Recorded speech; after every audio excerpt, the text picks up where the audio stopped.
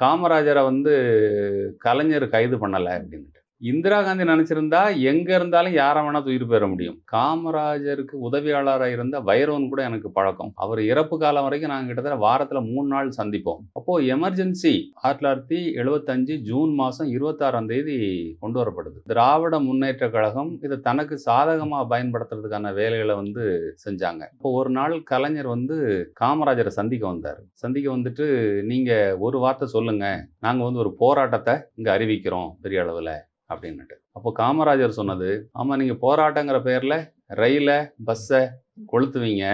என்ன சொல்லுவாங்கன்னா, இந்திரா காந்திய கொண்டு வந்தது காமராஜர் தான். இப்ப அவரு தூண்டுதல்ல எல்லாம் நடக்குதுன்னு நடக்கும். அதனால நீங்க எதுவும் பண்ண வேண்டாம். நான் உயிரோட இருக்கிற வரைக்கும் உங்க ஆட்சிய அவ டிஸ்மிஸ் பண்ண மாட்டா." அதே மாரி தான் நடந்துச்சு. இவர் உயிரோட இருக்கிற வரைக்கும் அவர் ஆட்சிய டிஸ்மிஸ் பண்ணல.